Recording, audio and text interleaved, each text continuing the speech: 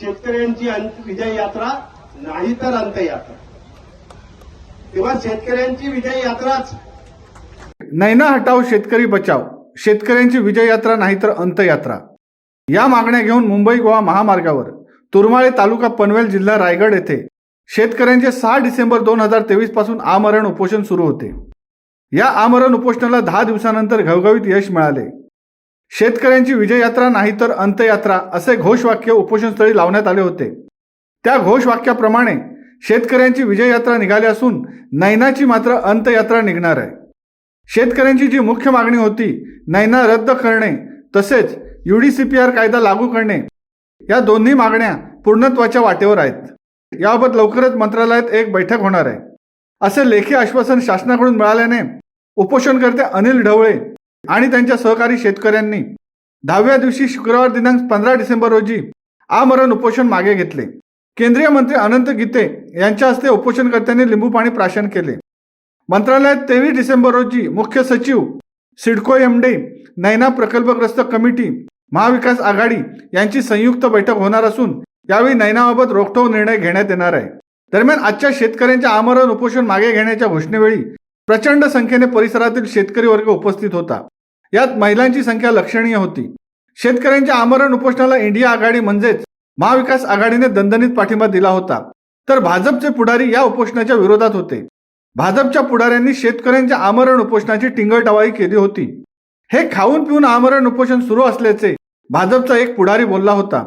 त्यामुळे टवाळखोर भाजपच्या या चंगूमंगू पुढाऱ्यांबाबत शेतकऱ्यांमध्ये कमालीचा रोष होता। उपोषणस्थळी पाठिंबा देणाऱ्या शेतकऱ्यांकडून, विशेषतः महिलांकडून या भाजपच्या 2 चंगूमंगू पुढाऱ्यांची राजकीय टीकेने साल्टी काढली जात होती।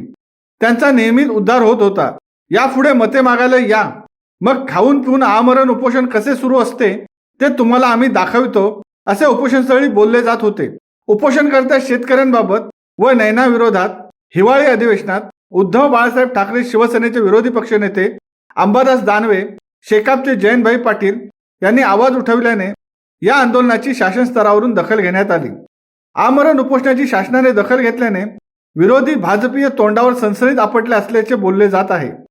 आज उपोषणस्थळी शासनाच्या वतीने उपजिल्हाधिकारी सुकेशिनी पगारे, प्रांत अधिकारी राहुल मुंडके, तहसीलदार विजय पाटील, पोलीस उपायुक्त अशोक राजपूत तसेच शिवसेनेचे माजी केंद्रीय मंत्री अनंत गीते, राष्ट्रवादीचे नेते प्रशांत भाऊ पाटील, शिवसेना जिल्हाप्रमुख शिरीषदादा घरत, जिल्हाप्रमुख मनोज शेठ भोईर, माजी आमदार बाळाराम पाटील, काँग्रेसचे जिल्हाध्यक्ष सुदामदादा पाटील, कॉम्रेड भूषण पाटील, ॲडव्होकेट सुरेश ठाकूर, अतुल म्हात्रे, उपजिल्हाप्रमुख भरत पाटील, शिवसेनेचे पनवेल तालुका संपर्क प्रमुख योगेश तांडेल, शिवसेनेचे प्रदीप ठाकूर, काँग्रेसचे हेमराज म्हात्रे, शेकापचे राजेश केणी, शिवसेनेचे संपर्क प्रमुख बबन पाटील, नैना कमिटीचे वामन शेळके, काशीनाथ पाटील, शेखर शेळके, सुभाष भोपी, बबन फडके, गजानन पाटील, बाळा पाटील यांसह नैना प्रकल्पग्रस्त कमिटी सदस्य, पनवेल उरण महाविकास आघाडीचे सर्व नेतेगण व शेतकरी वर्ग उपस्थित होता। प्रकल्पाच्या विरोधामध्ये नैना प्रकल्प बाधित 95 गावातील शेतकऱ्यांनी अनिल ढवळे आणि त्यांच्या सहकाऱ्यांच्या नेतृत्वाखाली गेली 10 दिवस आमरण उपोषण या ठिकाणी सुरू केलं होतं। हे आमरण उपोषण 6 तारखेला सुरू झालं। त्या दिवशी सुद्धा या आंदोलनाला पाठिंबा देण्याकरता आणि या आंदोलकांचं पाठबळ वाढवण्याकरता, मनोधैर्य वाढवण्याकरता मी उपस्थित होतो आणि आज 10व्या दिवशी माझ्या हस्ते नारळ पाणी घेऊन, नारळ पाणी पिऊन आजचं हे आमरण उपोषण समाप्त करण्यात आलेलं आहे। कारण विधान परिषदेमध्ये आज विधानसभेचं अधिवेशन, हिवाळी अधिवेशन नागपूरला सुरू आहे आणि विधान परिषदेमध्ये आमदार जयंतभाई पाटील यांनी या आंदोलनाचा प्रश्न उपस्थित केला। नैना प्रकल्पग्रस्त बाधित आमरण उपोषण सुरू आहे, ह्याचं लक्ष सभागृहाचं वेधलं आणि हा प्रकल्प रद्द करावा अशी मागणी केली। त्याला अनेक आमदारांनी पाठिंबा दिला आणि त्याच वेळेला विधान परिषदेतील विरोधी पक्षनेते अंबादास दानवे यांनी सुद्धा अतिशय ठासून सांगून हा नैना प्रकल्प रद्द करावा, त्याचे दोष सरकारच्या लक्षात आणून दिले।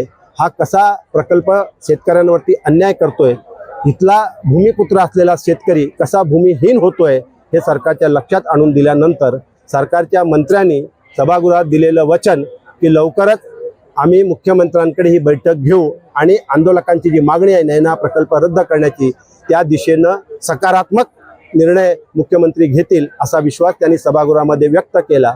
आणि मग तसा निरोप आज सरकारच्या वतीनं शासनाचे प्रतिनिधी असलेले प्रांत अधिकारी यांनी या उपोषणाच्या स्थळी येऊन या ठिकाणी तो जाहीर केलेला आहे. आणि म्हणून माझ्या हाते नारळ पाणी पिऊन आजचं हे आमरण उपोषण या ठिकाणी स्थगित करण्यात आले. शेतकऱ्यांना जोपर्यंत न्याय मिळत नाही तोपर्यंत हा आंदोलन आम्ही तेवढ ठेवणार आहोत. आमची एकच इच्छा आहे, प्रामाणिक इच्छा आहे, शेतकऱ्यांना नैनासारखा प्रकल्प जो जाचक प्रकल्प आलेला आहे शेतकऱ्यांच्या जमिनीवरती, तो प्रकल्प हद्दपार केल्याशिवाय आम्ही स्वस्थ बसणार नाही. शिवसत्ता टाइम्ससाठी हर्षवर्धन शिंदे, पनवेल. दे धडक बेधडक वृत्त देणाऱ्या आपल्या शिवसत्ता टाइम्स न्यूज चॅनलला लाल बटन दाबून सबस्क्राईब करा आणि बेल आयकॉनला क्लिक करायला विसरू नका.